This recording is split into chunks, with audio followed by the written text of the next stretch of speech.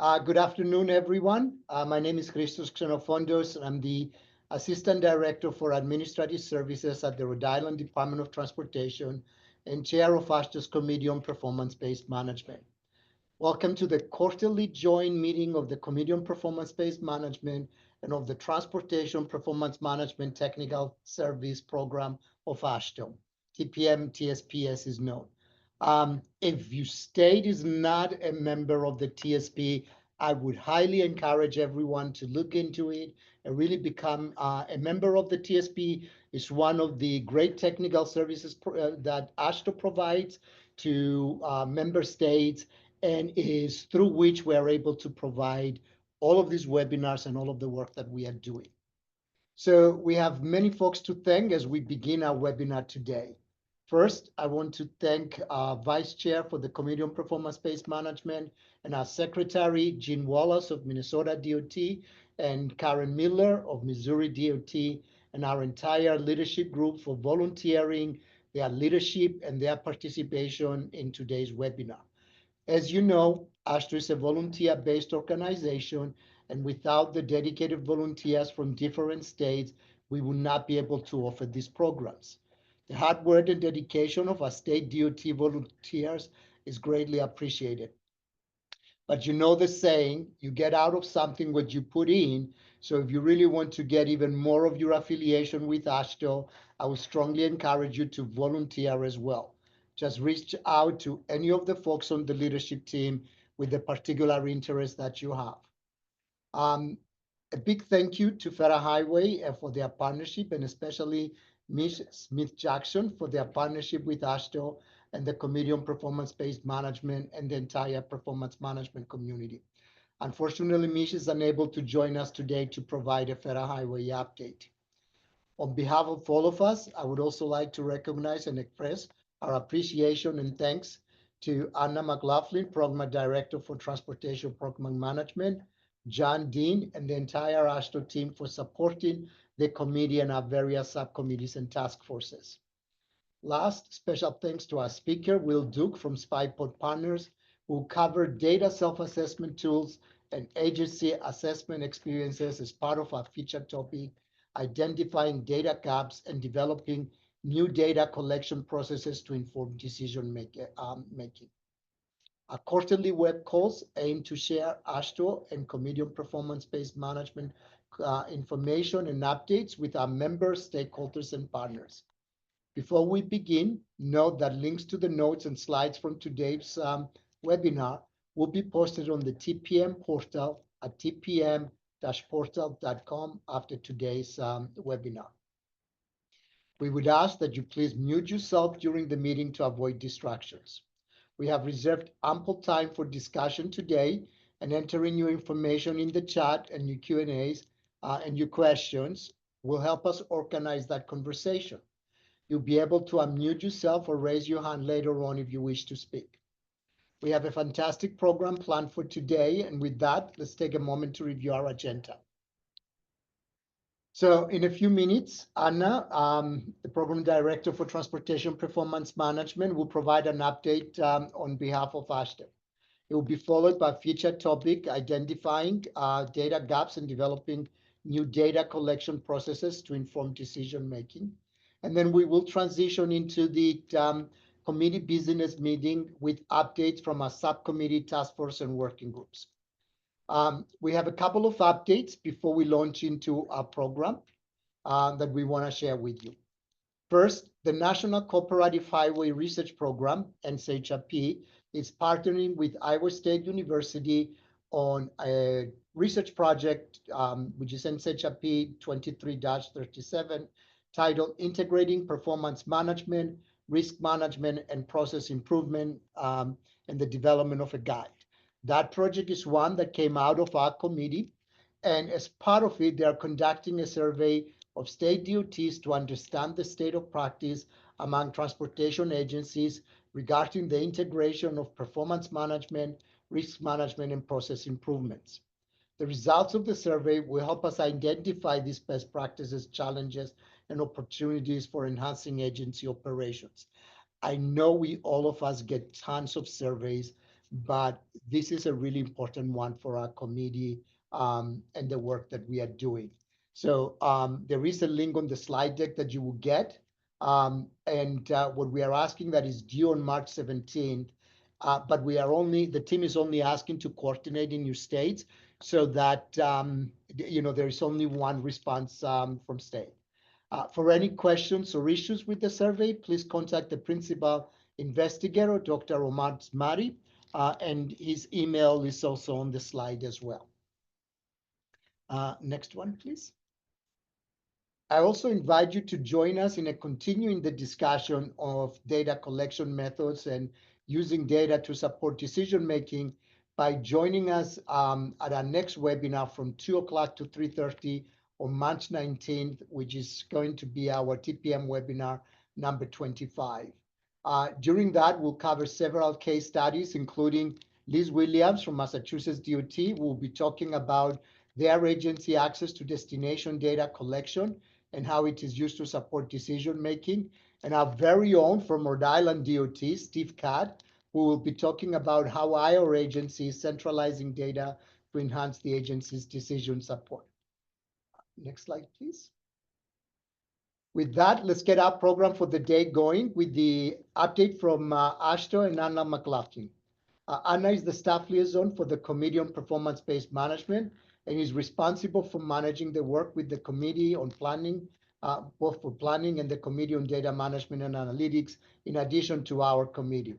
In this position, Anna provides leadership on AASHTO's policy and technical activities related to transportation performance management, asset management, planning, and data management. She has over 20 years of experience working in transportation, particularly in the areas of transportation demand management, micromobility, and active transportation. I also want to welcome John Dean. John, I think this is your first quarterly, who's just joined the Anna's team. And he has been really, helping us quite a bit since it came over in, in our area. So, Anna. Thanks so much, Christos. Appreciate that.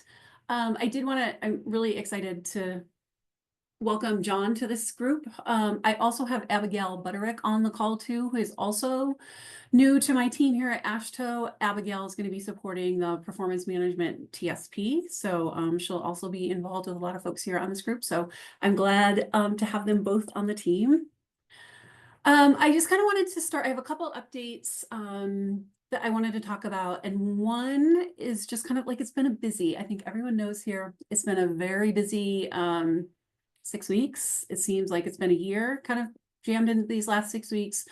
One of the things that we have been doing here at AASHTO is kind of tracking all of the administrative actions that we've seen since inauguration. And I just kind of wanted to give a quick overview of that. And I don't need to read through these. I think people are very familiar with kind of like what's been coming out of USDOT and out of the White House. We are kind of keeping an eye on that. There are actually things that I did not get added to the slide.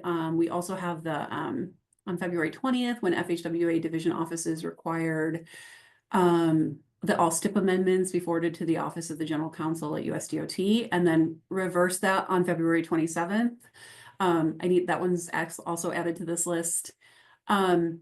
But one of the things I did want to point out that AASHTO, as we're tracking these and trying to interpret them and share this information with the states, I will just say, like, one thing that we are finding helpful is hearing directly from states about like these impacts, because we are writing letters and communicating on a regular basis with both Congress and with USDOT, FHWA. I'll put a link in the chat to our to the AASHTO website. On our Transportation Policy Forum, we have a website where we have all of our letters. But we did send 2 letters recently. I think just kind of wanted to flag that if anyone is kind of interested in the AASHTO responses to some of these things. We sent a March 4th letter to USDOT on program interruptions, talking about our concerns with the interruptions in the federal approvals and fundings for state transportation projects, causing delays and risking loss of our construction seasons, which is a real concern at this point.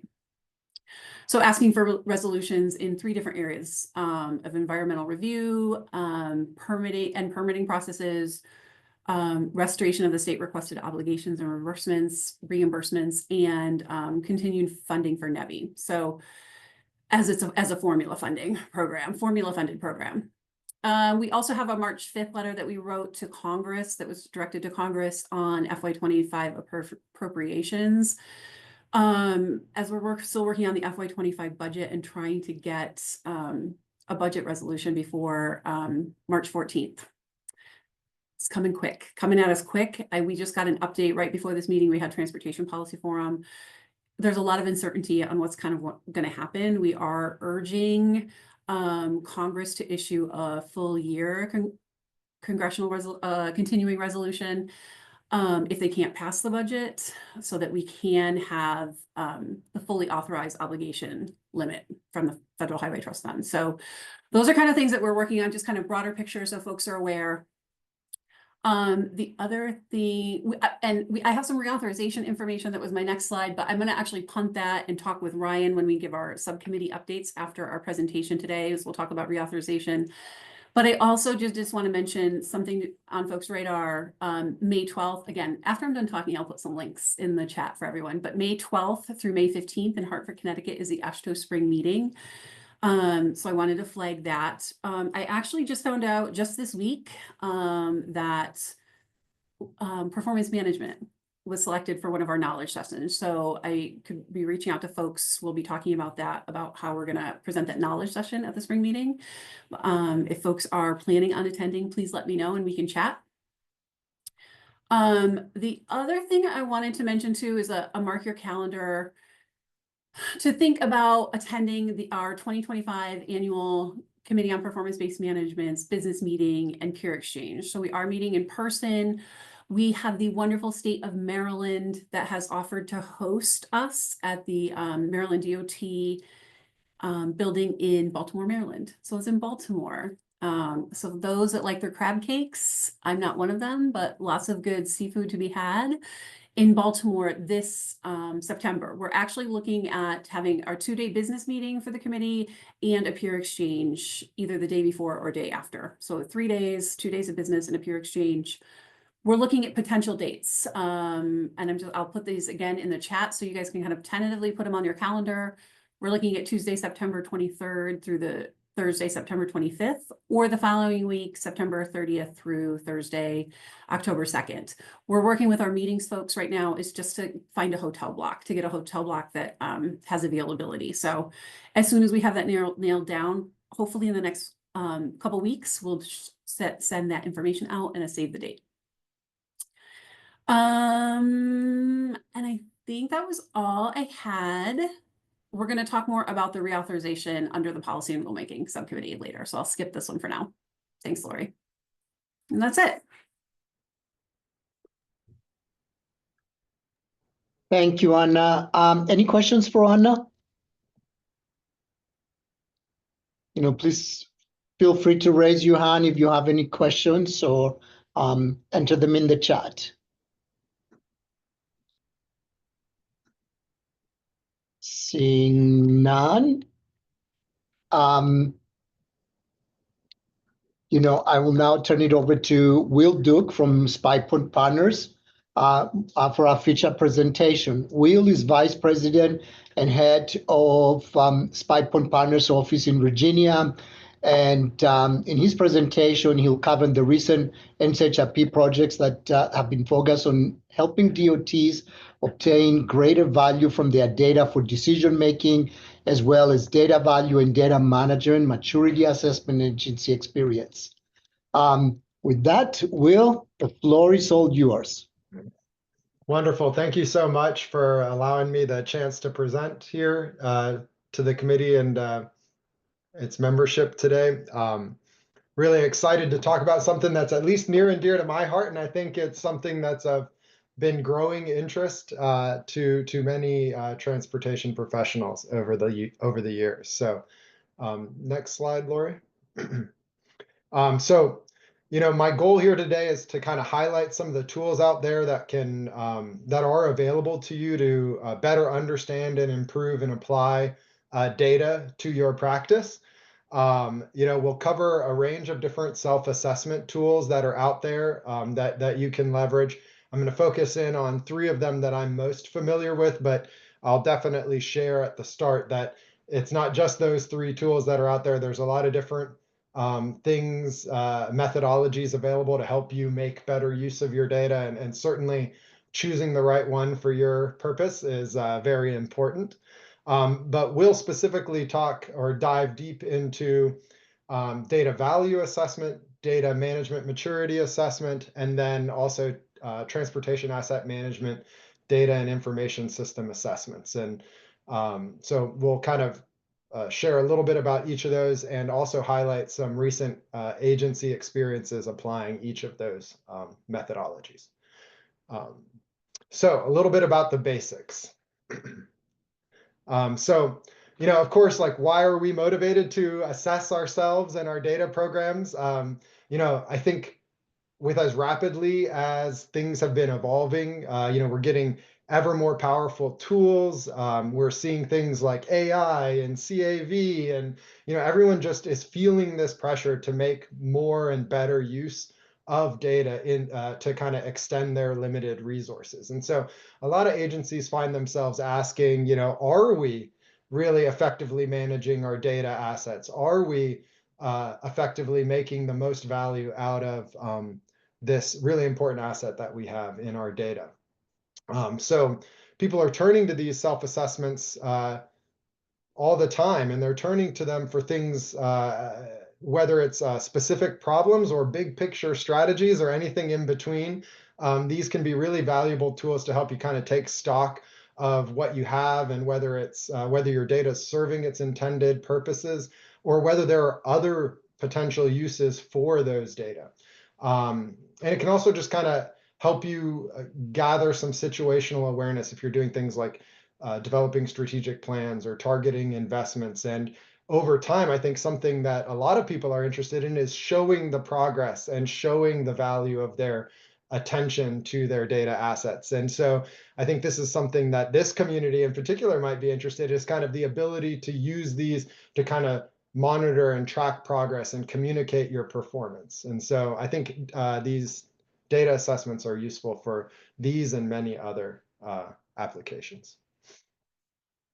So I told you I was going to be focusing specifically on data value assessment, data management maturity assessment, and then TAM data assessments. These are 3 different assessment methodologies developed through 2 different NCHRP projects. So the first 2, the data value and data management maturity assessment, are both a product of the NCHRP report 814. Which created these 2 very simple but powerful ways to assess your data. The first, the data value assessment, allows you to really target a specific business area and think about all the different data you might need to support that area, or flip that and say, hey, is this data asset valuable in all the different ways to all the different potential users of that particular data set or data type? So that's a really robust assessment methodology. Then there's the data management maturity assessments, which kind of help you assess how your agency is able to manage its data to make sure it's accessible and useful to all the potential users of a given data area, or potentially looking agency-wide at your enterprise data management programs. And then the third, the TAM data assessment, was developed through an NCHRP project that delivered NCHRP report 956. And this provided a guidebook that helps you focus in on your data and information systems and how they support your transportation asset management program, which I know is a topic that's probably near and dear to many on this call today. So we'll run through each of these 3 yeah, look forward to sharing more about that. So first, the 814 project, just sharing a little bit about how these assessments evolved over time. That report 814 was actually originally published back in 2015. So these 2 assessment methodologies, the value and maturity assessments, have been around for a while.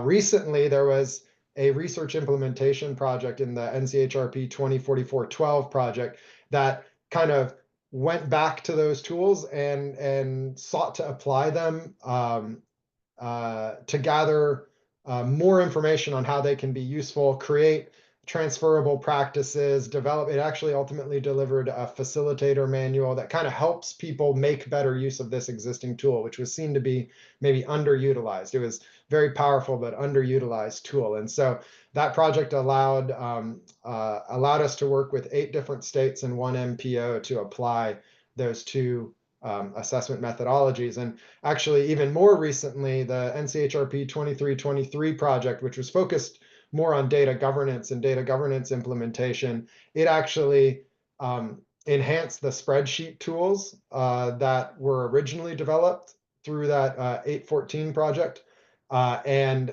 brought that into a more web-based format just to make it a little more accessible. So now you can conduct your data management maturity assessments online and kind of gain the benefit of a more modern experience. Next slide. And then the TAM data assessments, these are a more recent development produced in 2022 through the 0815 project, 08115 project. These kind of came built out already in sort of a web-based format. There are offline sort of tools too, but the guidebook as well as the assessment methodology are being made available by AASHTO through the TAM portal. So these tools are available and online, and we'll talk about some of the recent DOT implementations that I personally am familiar with, and hopefully that will help bring those to life for you. And as I said, there's a lot out there beyond these 3 methodologies, and I definitely don't want to leave you all with the impression that you have to choose from those 3. So there's a lot out there even that aren't listed on this slide, but I think it's just important to note that there's, for example, the TPM capability maturity model may be something that really resonates with many of the people on this call, and there's plenty of other methodologies out there that allow you to target more specific areas of the work that we do, whether it's safety, transportation performance management, asset management in different ways. And in fact, there's even a tool being developed right now that's targeting performance-based maintenance. And so that's not available yet, but it's coming, and something that if you're interested in, you definitely keep a lookout for that. Now I'm going to kind of dive into each of these different assessment methodologies, explain a little bit more about what they are, and then share some of those implementation experiences. So starting with the data value assessment, as I shared earlier, I think this is a really powerful tool. It's something that allows you to target a specific type of data or a specific business area and kind of ask, questions about the importance of data to that business function, the availability of the data to that business function, whether the data is of appropriate quality to meet the needs of that business function, or, and is it in a format that makes it readily useful? And like I said, you could flip that and talk about, instead of from the context of the business and all the different types of data that they need to do their business, you can flip that and focus on a specific data set and say, how does it serve all these different potential users? So how important is it to all these different audiences? Is it available in a format that's easily leveraged for all those different audiences? And is it of sufficient quality for all those audiences? And so I think that's a really powerful way to communicate the potential value of and understand the value of an existing investment you're making, or maybe consider these assessments when you're about to embark on a new investment, a new data collection program, something like that. So the assessment is really simple in its structure, very flexible, as I've discussed, but I think it's very powerful. And so right now it's supported with a spreadsheet-based tool. It's something that you can distribute to all the individuals participating in your assessment, and then you can consolidate those you can compile those results through the spreadsheet tool, and then work to explore differences in people's assessments, right, as part of follow-up activities. And so as you can see here, you can kind of look at the data sources that you've evaluated and see how they fare against these importance, quality, and usability ratings. You can also look at different business activities and kind of understand whether data is available and of sufficient quality and appropriately useful to those different activities. And then you can also get sort of a view at that kind of tries to combine all of that into one simple metric and kind of say, overall, conservatively speaking, how available and to what extent is the quality and usability needs being met, or optimistically, answer those same questions.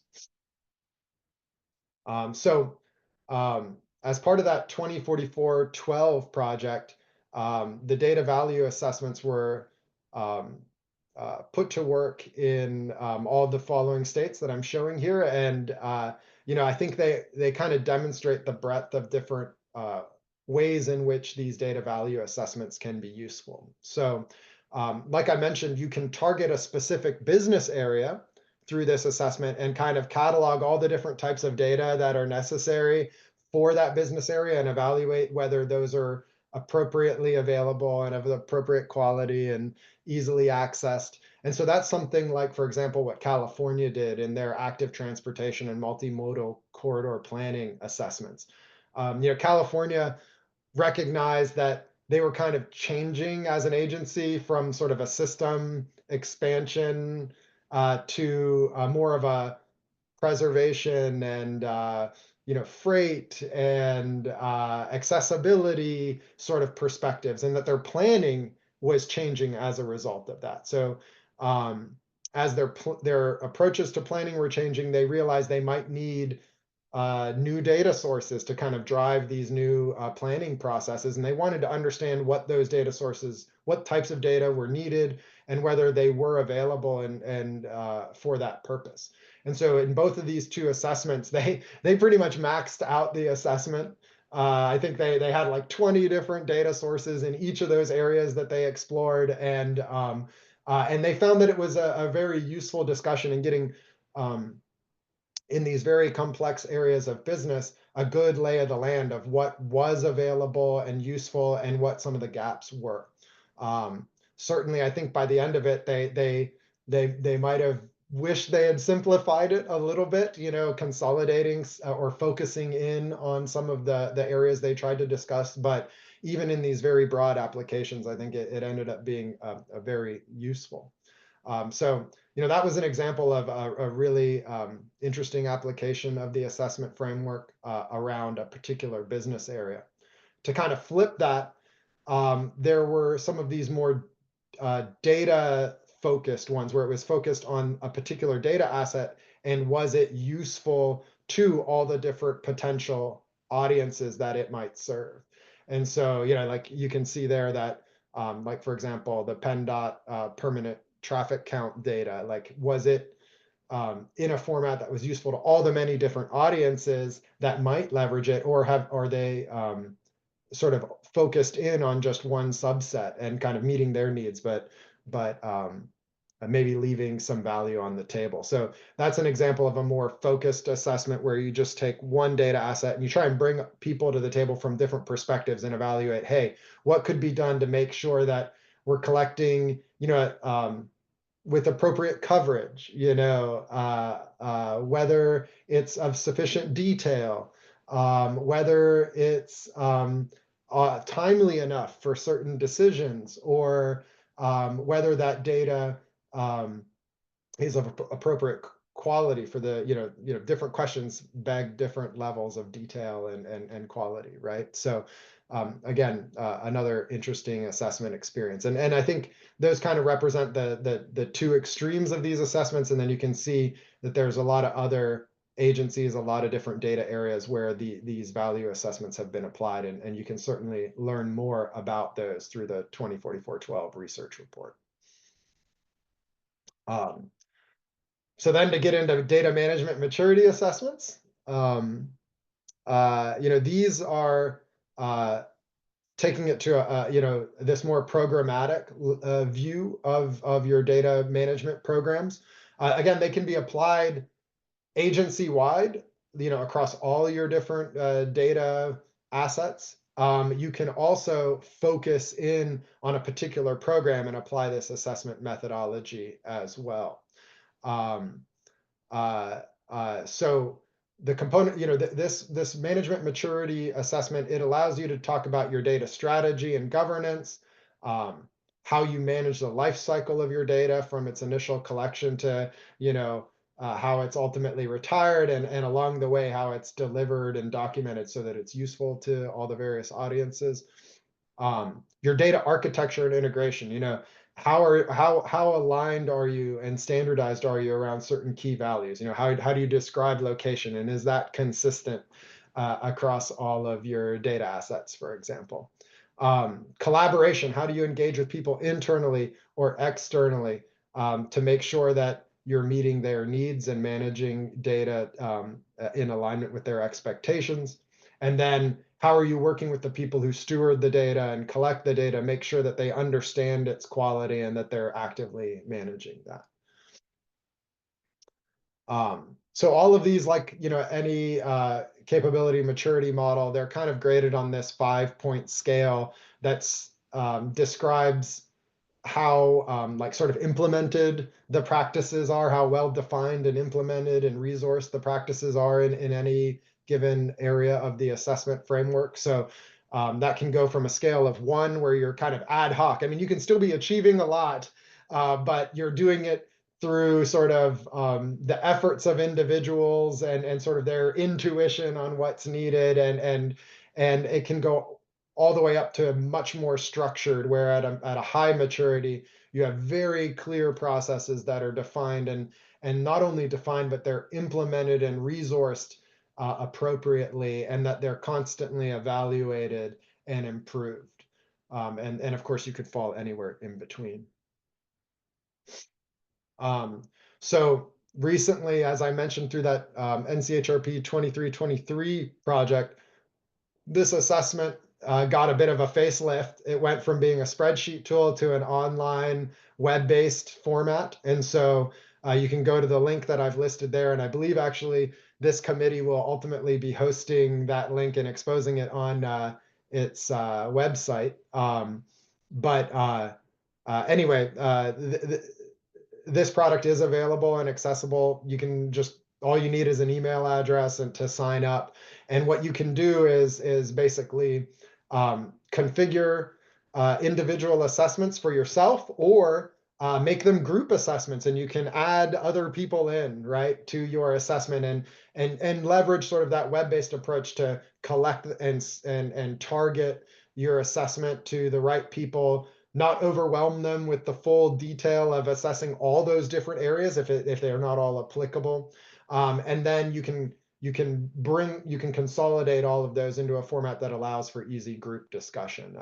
And as you start to identify gaps, differences between where you want to be and where you actually are, the system will also kind of promote specific improvements that you can consider to take some of your next steps.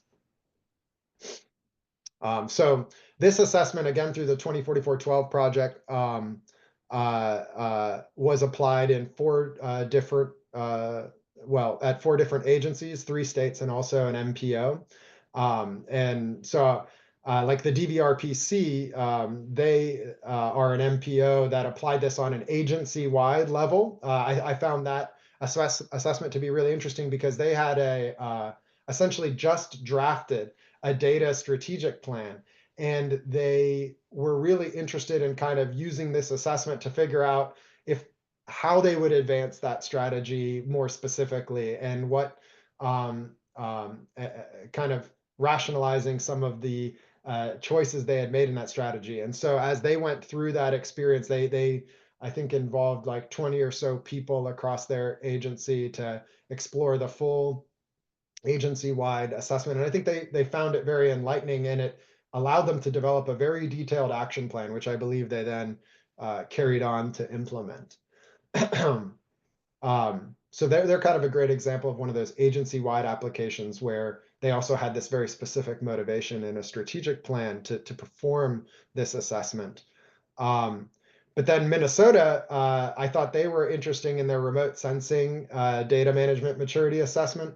This focused in on a very particular program, which, remote sensing is very, a lot of different complex data collections, things like photogrammetry, LiDAR data collection, things like that were being collected, but they were being collected on a project by project basis, right? And there's a lot of effort going into collecting these very rich data sets to serve this initial purpose, which they met, that purpose very well. But the amount of investment that was going in there and the amount of detail in those data sets, I think they recognized like, man, we want to make more use of these. We want these to live on in a useful way. And so that's what this assessment was targeted around, bringing together the different groups that collect and manage those data on a project by project basis and trying to figure out what could they do to better consolidate and share and make useful this information for second or third or fourth purposes, later on after initial collection. So that assessment, I think, was very interesting also because Minnesota had a pretty robust data governance framework already in place and data governance bodies already acting. But this somehow, I think, involved people that were it ended up being kind of outside of the existing governance structures, if I remember correctly. And so that created a little bit of tension or confusion or complexity of like, hey, if we're talking about data and data investments, how does it align with these other governance groups? So that was kind of a wrinkle in the assessment process that came to light. And so obviously coordinating these assessments with your governance bodies and the people who have to communicate the data strategies and investment plans and priorities. I think that's very important if you can do that. And then the third assessment, the TAM data assessments, this one certainly near and dear to my heart. I've been doing a lot of these lately. So this was a methodology developed through NCHRP report 956. That included not just the guide, but also these AASHTO web-based tools, a web-based version of the guidance that's kind of a little more accessible and easy to use, at least to those who prefer that kind of experience.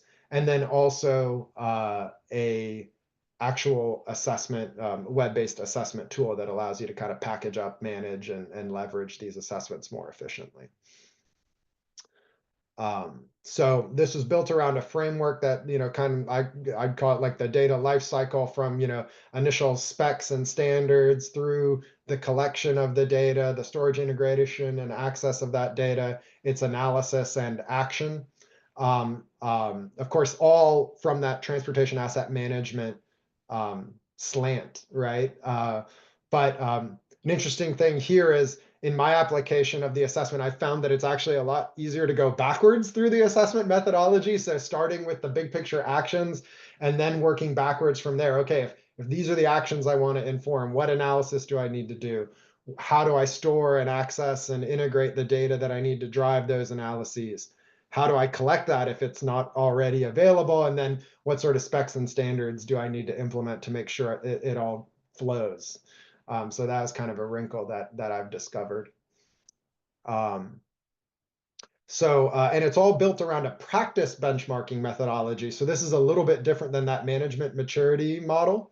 Again, it's still on that 1 through 5 or 0 through 4 sort of scale, but it's really trying to baseline very specific capabilities that you should or could have in your data and in your systems to support asset management, and how advanced are those capabilities. So while the management maturity is about how well defined and resourced and implemented are whatever your practices are, this is more about how advanced are your practices. And so those could go anywhere from essentially non-existent practices all the way up through bleeding edge sort of things that most DOTs are not able to leverage at this time. And as I mentioned, it's all in this, it's all made available to you through this companion digital tool, the AASHTO TAM Data Assistant and the links there. And that allows you to create assessments, conduct individual or group sort of benchmarking, then connect that to specific improvements that you can select and evaluate and even prioritize. And then it provides some functions that help with summary and communication of the outcomes of the assessment and the action priorities. So through the creation of the through the early research activities that created this assessment methodology, 4 states were involved in sort of early research implementation experiences. So New Hampshire, Virginia, New Mexico, and Iowa DOTs were all involved in sort of applying this tool to different areas of their business. And those research results, the results of those early implementations are available in the AASHTO TAM guide as supporting material that's published. So definitely you can go check those out if you want to see more of how this has been applied. I would say the Iowa DOT experience was very unique. They actually use this assessment tool almost to create a whole new assessment, interestingly enough. And so what they were trying to do was kind of figure out what sort of data and information capabilities would you need if you're kind of pursuing different approaches to managing your assets. So what if you want to do some sort of very advanced condition or performance-based management approach? Or what if you actually just want to react to things that you're seeing? Or what if it's something in between, like some sort of simple cycle-based strategy to managing the asset? You know, all of those kind of require you to have different capabilities. And so they actually conducted these assessments with broad groups of stakeholders around different assets that were managed differently. And then they consolidated those and drew some conclusions about what sort of capabilities would be needed, what sorts of data would be needed if they were going to manage other assets in a similar way. And so this was going to help them kind of right size their data collection program. And so the results of that I think are very interesting. And they're like I said, they're available on the AASHTO TAM data guide. And I definitely encourage you to check that out. I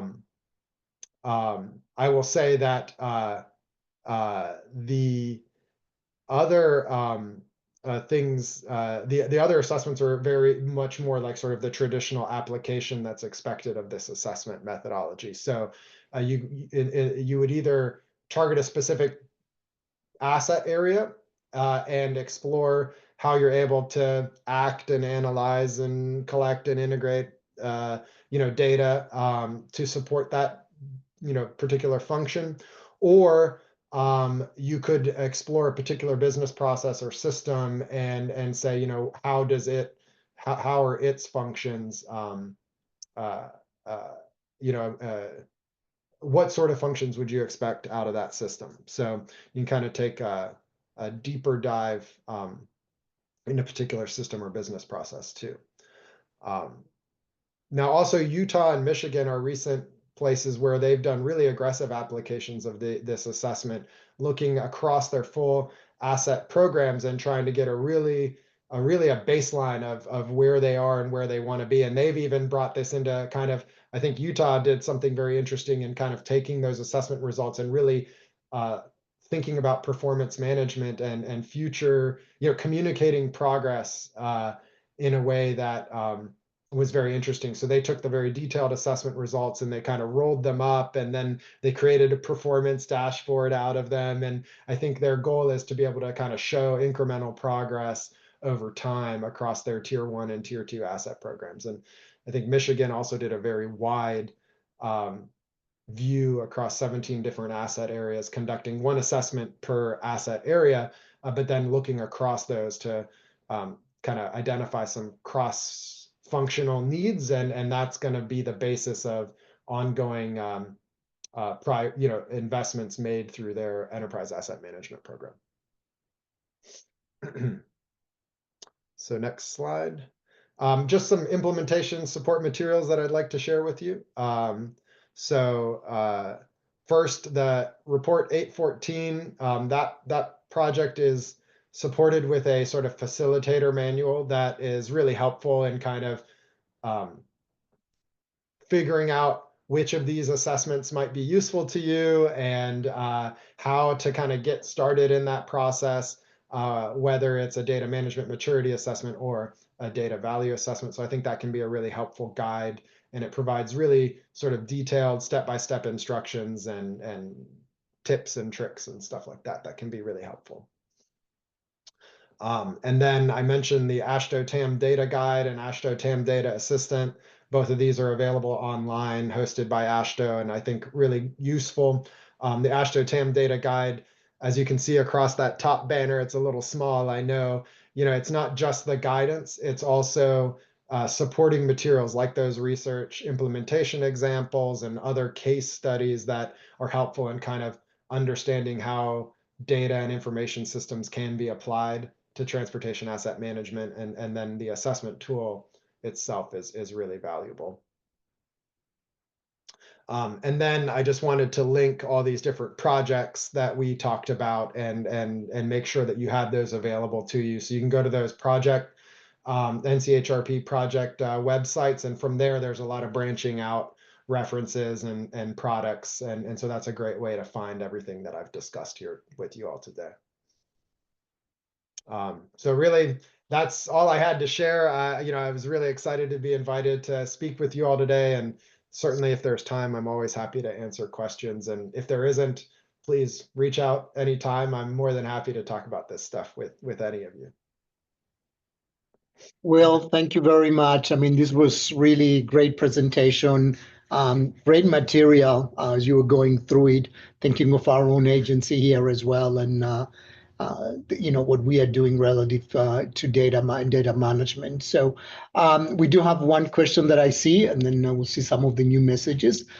So from Merrick Madden, if an agency has multiple areas of interest to do an assessment, what recommendations would you make to help them prioritize the list and their focus?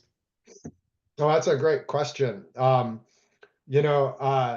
Certainly in any one of those assessments, there's a lot of great guidance that can be to right size sort of the application of it. So like, for example, the TAM data assessments, you might be motivated to get this really broad view across all of your asset programs, but trying to do that in one assessment, you can't possibly navigate all the different angles that are going to come up over the course of those assessments. So at that point, I would say, like for the TAM data assessments, start with your more mature assets.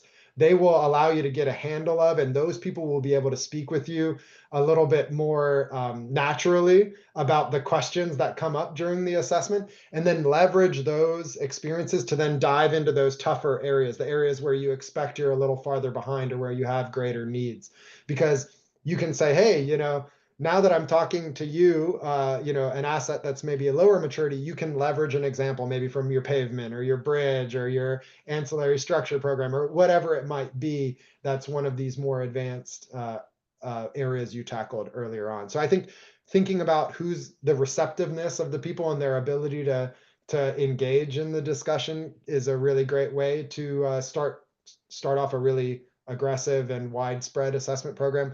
I think aligning with your governance programs, if you're doing these data management maturity assessments. So think about the structure of like your stewardship groups or your governance bodies and working with them to prioritize or analyze within their domains to kind of bring the right people together. I think that can be another great strategy. There's just so many ways to answer that question. It's a great one. And I think the facilitator manual is a great resource that kind of tries to break that down further. Thank you. Any other questions, for Will? I don't see any more in the chat, but, please feel free to raise your hand.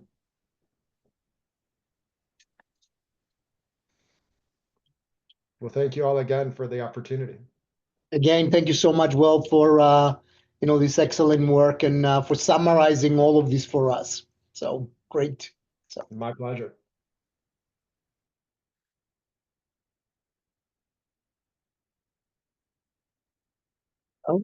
so again, thank you so much for everyone for being here, and to Will for his excellent presentation, and really summarizing a lot of those NCHRP projects, and making them digestible for all of us so that we can, dig deeper into them. So we are going to transition now into the business meeting of the Committee on Performance-Based Management. This is the opportunity for our subcommittee and task forces to provide all of you with an update on the work that we are doing, and to encourage everyone that to really actively participate and engage with the subcommittees and the task force that we have. It's really only through you direct engagement and work that we can continue advancing the state of the practice for all of the work that we are doing. So with that, we're going to start with the Subcommittee on Policy and Rulemaking, and a big thank you to Ryan Huff from Nebraska DOT for leading and taking this on, and really carrying a lot of weight over the last couple of years with the rulemakings, and now with it, transitioning to a new administration. So, Ryan? Ryan, do you want to start with this slide, or do you want to go back to the AASHTO slide? Oh, we can just move on to my next slide, and if we have to go back to it, we can. Okay, perfect. Yeah. It's a good time to be in policy and rulemaking, right? There's no rest for those that are interested in these things, and maybe that's my first pitch for those of you that have an interest in what's going on and keeping track of all the different executive orders and policy changes that are going on. Anna did a good job at the start of the call mentioning, describing a lot of those things, and AASHTO's been doing a great job of keeping track and advising us on those things. There's a separate group called the Transportation Policy Forum, which is made up of CEOs and other policy experts at DOT. Her and I just got off that call right before this, and the good news is that there's a lot of dedicated professional people tracking the things that are happening in our world, the things that affect our effectiveness and our cost effectiveness. It can seem overwhelming. It can seem very stressful. But we all care about what we do. We care about providing safe and effective roadways for our users, and so in the end, we will get there. We will provide those things to our customers. But policy and rulemaking's job is to assist this group with tracking these things as it relates to performance-based management. And so if you have an interest in that, please join us for our bi-monthly meetings. The next meeting we'll have is actually next Tuesday, and I can. If you're interested, just let Anna know, and she can get you forwarded on that. But one of the things that the AASHTO has been encouraging us all to do, and our TPF group has been doing a good job of, is communicating stories. Without stories, these administrations really don't understand the implications of what they're doing. And so, for example, the recent switch from STIP amendments being done at the division level up to the headquarters level, and then delegated back to the division level that Anna mentioned, that we wouldn't have been able to get that reversed without, this group and other groups, communicating the impact of those things. And so wherever you're seeing disruption to your business, collect those stories. Make sure that those are being communicated either through your CEOs or through the AASHTO groups. We'd love to hear about it in policy and rulemaking. This is sort of our job. So I won't get into any of the specifics of executive orders or policy actions unless there's a question, and we could see it. Otherwise, I would just keep those questions for Tuesday's meeting if you want. I'll move on to the next topic. Anna briefly mentioned it, reauthorization. Many of you have been involved in the development of reauthorization white papers over the last summer. Anna mentioned those things were presented at the, maybe she did, maybe she didn't, but at the annual meeting in Philadelphia. That's where many of the different committees came together to talk about their white papers. Those things have since been continue to be narrowed down. The Transportation Policy Forum has taken all of the different committees' white papers and really begun to focus those. There's only so much they can communicate to elected officials on Capitol Hill. They've created a vision and core policy principles document that emphasizes three main points. One of them is on, I believe it's on federal funding, keeping that, formula funding where you can. The second one being expedited project delivery, and lastly, improving safety. So I'm sure AASHTO can provide those to you, but it's a draft principles document that TPF is circulating amongst their members.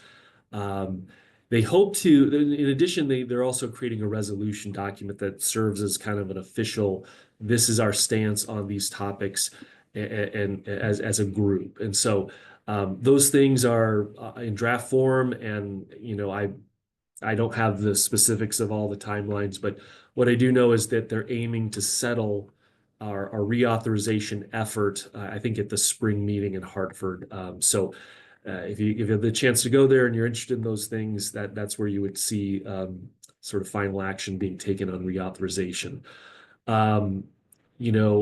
That's not to say, the work we did is being put to waste. It actually, a lot of what we had in our white papers made it into those vision and core policy principles documents. So that's the good news. In addition, all the work we did, the work of other subcommittees, those papers, as I understand it, are going to be cataloged as some sort of in some sort of appendix-like document. And so it's not, I don't want anybody to think the work we did went to waste. It really was valuable, and I appreciate everyone's time that spent time informing those white papers. So also informing these discussions on reauthorization, the Senate Environment and Public Works Committee has been reaching out to AASHTO and organizing, I'd call interviews with different parts of different AASHTO groups.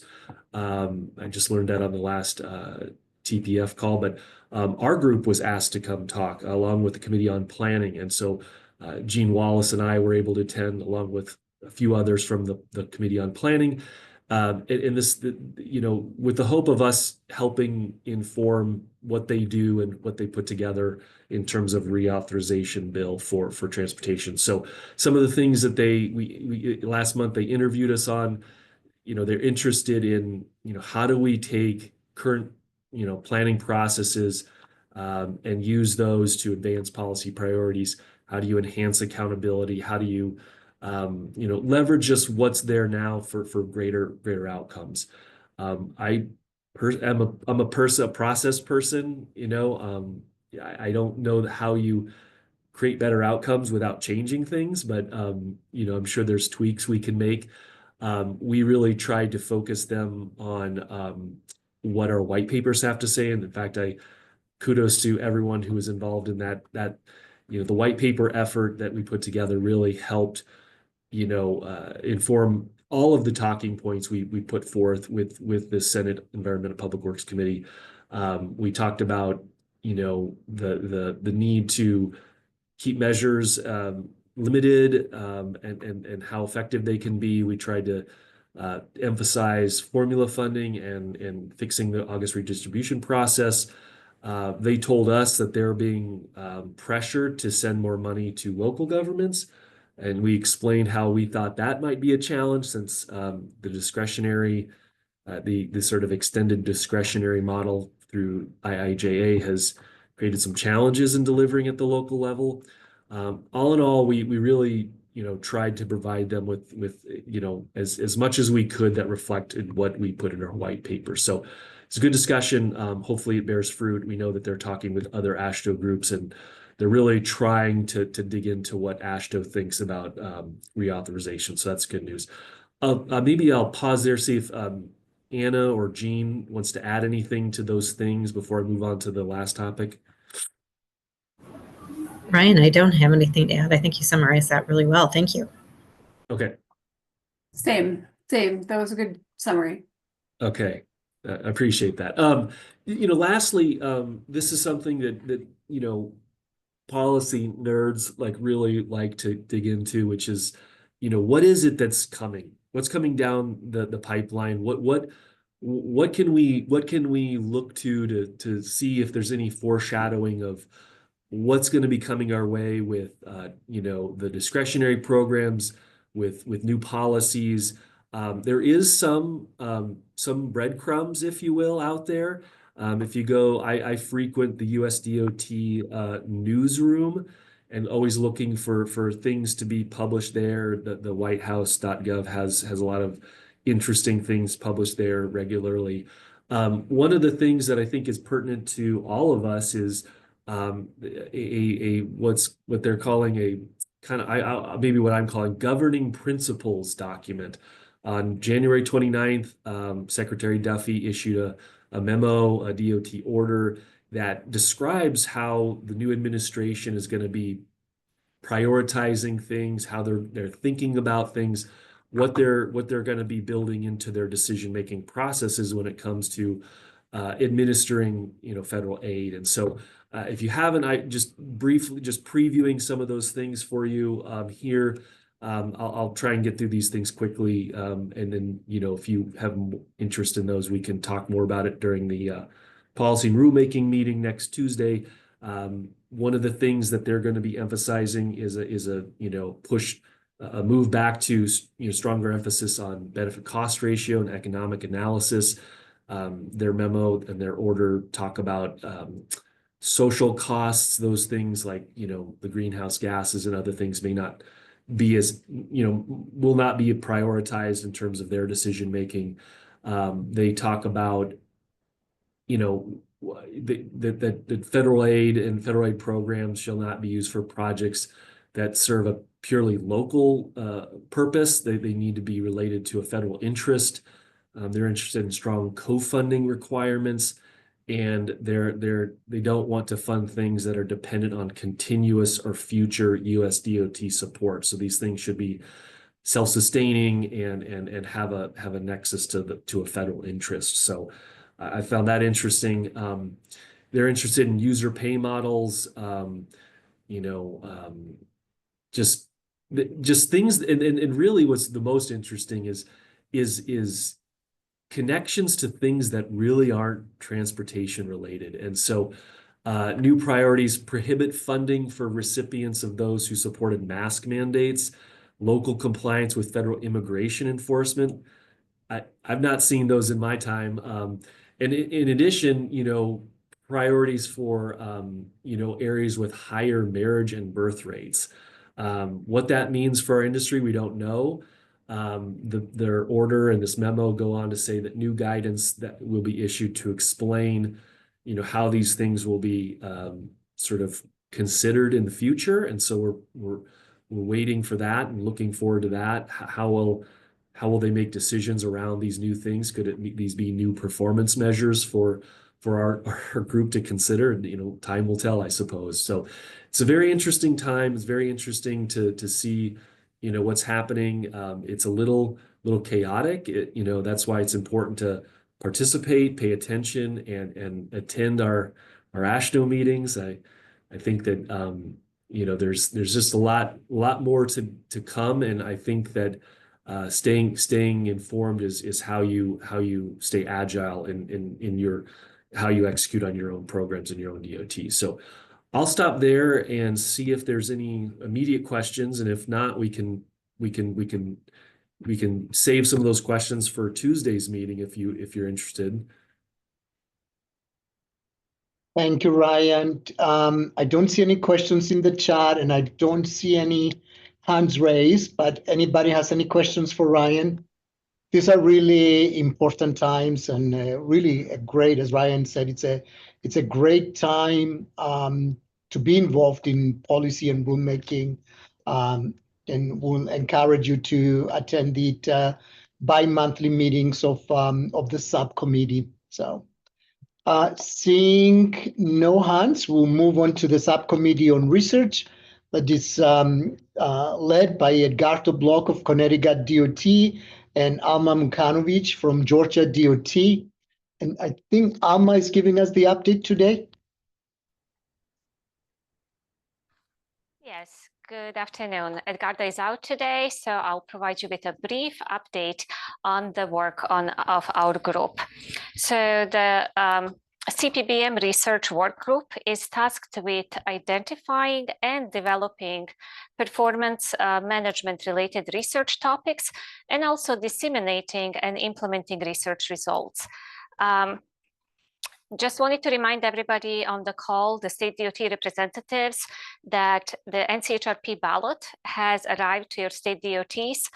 We did submit 5 research topics on behalf of the CPBM community.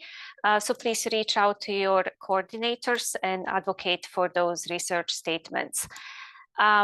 Pertaining to the work of the group, right now we are in the process of developing a framework that really details this year's priorities, group's priorities, and also how we plan to accomplish them. This year, we will be relying more on our CPBM subcommittees to deliver our mission, to actively engage and participate in developing research needs statements. Our upcoming meeting is scheduled for March 14th at 2 p.m. Eastern Time. So that completes my report, Christos. I'll take any questions that anyone might have.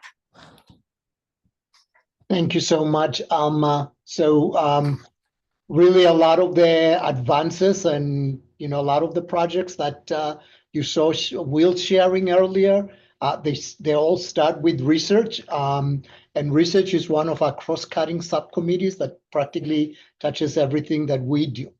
I don't see any hands up or any questions in chat, so we'll move with the subcommittee on organizational management. Is being led by Gary Vinsach from Colorado DOT, David Patz from Iowa DOT, and Jihan El-Sayed from West Virginia DOT.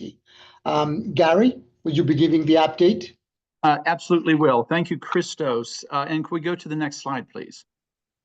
For the organizational management subcommittee, has a focus on organizational management processes and measures, improvement frameworks, which are near and dear to my heart, and strategies, to optimize the efficiency of transportation agencies. There's a lot of different definitions of organizational management. We use the one that you see there, the process for organizing, planning, leading, and optimizing resources within an agency. And it's based on the idea that there's a correlation between the capabilities of an agency and its people and its operations and its strategies in order to successfully implement goals and objectives. Could you go next? Right now, we've been focusing a lot in the past, and I'm sure that there'll be an update later on, perhaps from Spy Pond, in terms of the agency capability building or model that has been successfully implemented. We are working right now from the leadership of the OM subcommittee to clarify the future focus for the subcommittee, including the products and services we're going to produce for the subcommittee. We're going to work with key executives in various AASHTO member organizations, including other subcommittees, to help us more clearly define that. We have working partnerships with other organizations, including the TRB Committee on Workforce Development and Organizational Excellence. Many of you know that as by its letters that TRB uses, the AJE 15 Committee. And we've been actively promoting the upcoming summit on the future of the transportation workforce. That's going to be held here in the Centennial State, where I reside, in early June in the Denver metropolitan area. And during the next update, we're hoping to clarify or to report on the work to clarify the focus of the subcommittee and to talk about our work plan going forward. That's it for me, Christos. Folks, do you have any questions that you want to unmute for or put into the chat pane?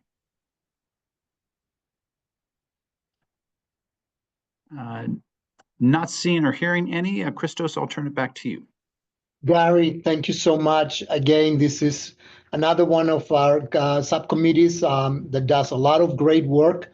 And encourage folks that they're interested in organizational management that really touches on the performance of the entire agency to get involved.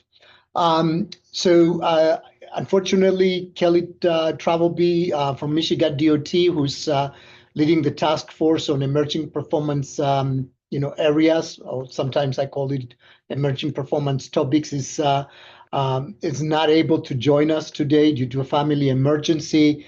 The task force is also meeting bi-monthly, and they're working on a lot of new and exciting areas. The goal of the subcommittee is to look at performance areas, performance topics that they are new and emerging. For example, accessibility is one of them that they and come up with new performance measures that they can be tried and used by agencies that they are interested in measuring their performance in those particular area. So next one, please. And next, we're going to go to the subcommittee on risk management. It's being led by Nathan Lee from Utah DOT and William Johnson from Colorado DOT. Monica Almond-Smoot from Texas DOT is the vice chair. And Patrick is from Utah DOT is the secretary. So with that, I'll turn it over to Will, who's going to give the update. Yeah, I guess the first update, Christos, is Patrick has gone on to bigger and better things. Oh, wow, excellent. Yeah, he recently accepted a promotion at UDOT. I think he's taken over the traffic safety group there. And as part of that, he gains a whole other collection of AASHTO committees he needs to take on. What a big loss for us. It is a massive loss for us here at CPBM, but I think tangentially he'll still be connected to us. Just quickly, a recap of last month's meeting is we kind of had like a best of TRB topics where we presented the results of AJE 001 and the recommendations from that committee. For those of you not familiar, that committee, it is a subcommittee of the Executive Issues Committee at TRB.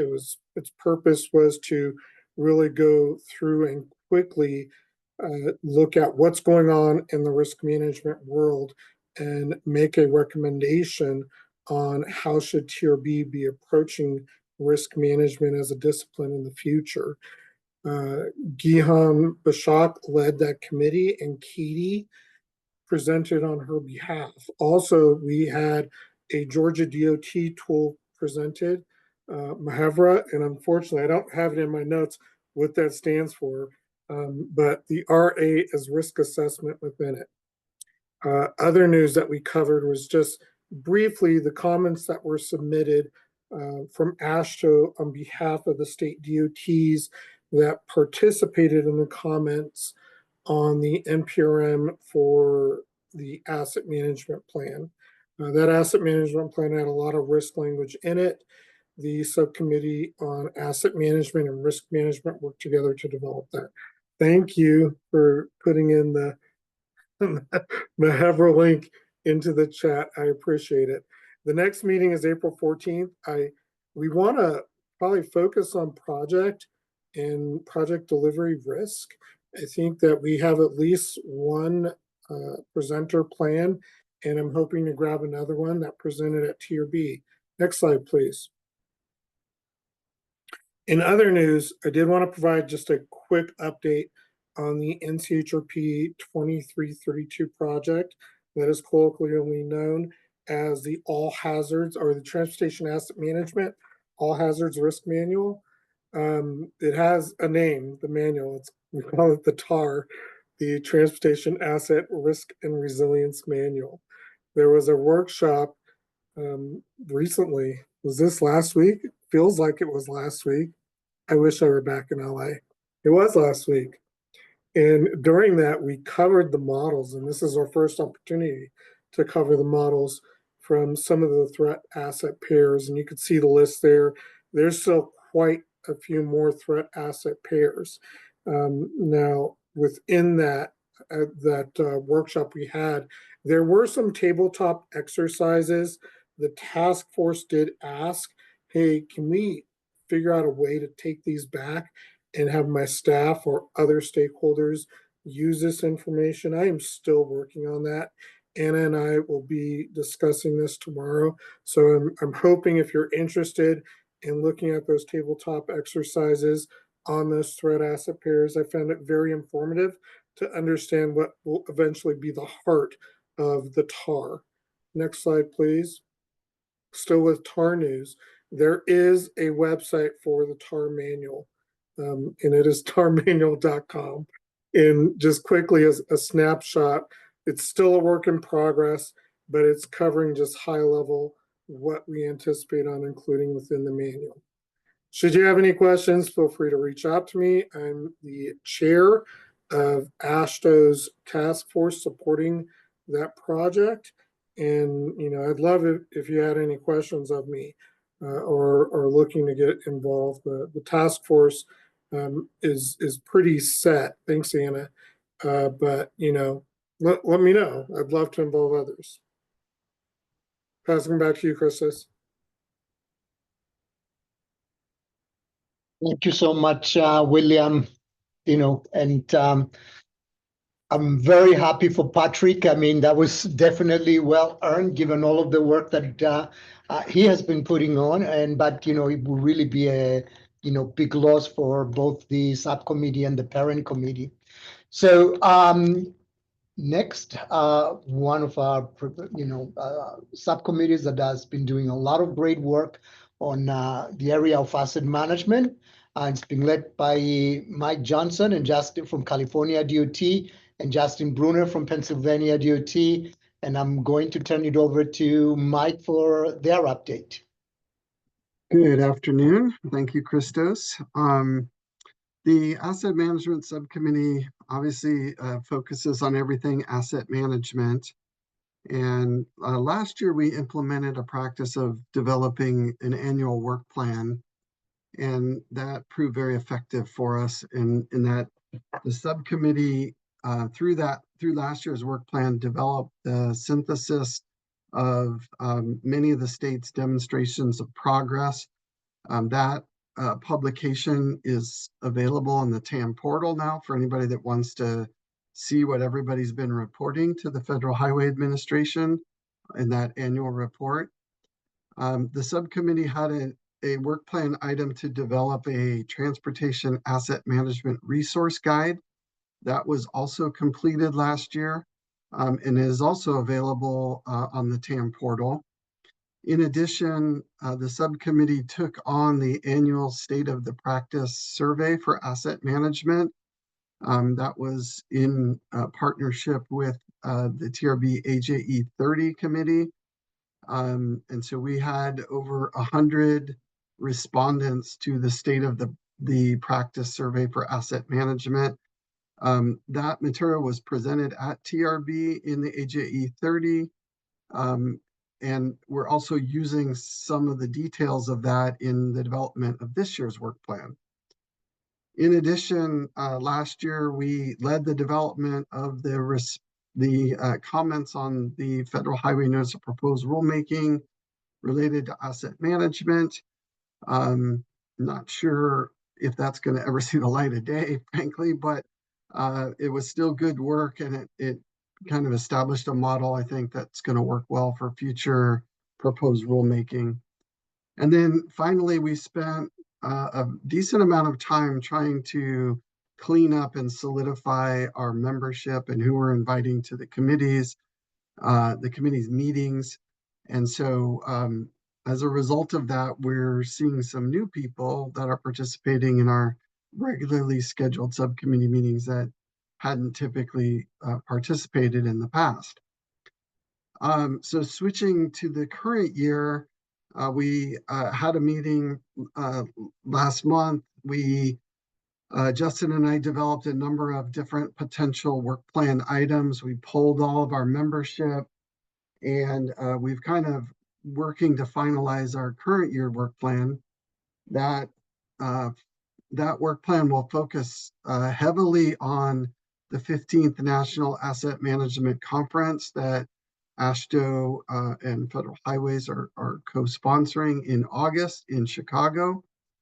Along with the conference and the steering selection of papers and presenters and organizing, the subcommittee is taking the lead on the development of a peer exchange that will happen the day before that national conference. And that peer exchange will be focused on effectively communicating asset management information and results. So we've got a great program set up, and we're just sort of working out the details. We do expect to be able to offer some level of travel support for state AASHTO members that are planning to attend the conference and want to come a day early to attend the peer exchange. We will also be undertaking a new activity, which is really in support of the many states that will be updating their transportation asset management plans. So in 2025, I think most of the states, if not all of them, will be working to update their TAMPs. Most of them are due in early 2026. And to support that, the subcommittee is looking to conduct a synthesis of state TAMPs, which is will result in a product that will show maybe best practices of how people are doing the compulsory components of TAMPs around the nation. There's a few other things that have to do with communication and outreach for the subcommittee that we'll leave to the actual publication of our work plan. Our next meeting is scheduled for April 21st from 1 to 2 Eastern Standard Time. And as always, these are public meetings, so anybody's welcome to attend. With that, Christos, I think that will conclude the report out for the Asset Management Subcommittee. Thank you so much, Mike. Again, a really huge thank you to all of the subcommittee and task force leaders for all of the work. We couldn't do this without you and without your leadership. Any questions for Mike or any questions for any of the other subcommittee leaders? Christos, there is a question in the chat for Mike on when registration will be open for the conference. That's a good question. The steering committee is meeting, I believe, next week. It is not open yet, but I anticipate it opening soon, but I don't have the exact date to answer your question directly, but I anticipate it to be soon. We did close the abstract submittal last weekend. We got over 100 proposed presentation topics for the national meeting. So it's going to be a great conference. We've got a lot of really good things coming. And when registration opens up, we will send out a note to all of the subcommittee members and get that to Christos. Maybe we'll broadcast that across all subcommittees. Excellent. So any other questions for any of other speakers? Hearing none, again, I will encourage everybody. Anna, John, and Abigail have really worked hard to create a master calendar for all of the meetings of the of the different subcommittees. We have moved it to each of the meetings now to bi-monthly in order to allow people to participate, because we know that we are drawing in the different subcommittees, we are drawing really from a lot of the same, crowd, from the same folks in the agencies. So we have gone to bi-monthly meetings for each one of them in order to allow people the opportunity to to participate to the greater extent possible. So with that, I'm going to turn it over to our secretary, Karen, to review any of our action items. Okay. Wow, this has been a jam-packed meeting full of lots of information.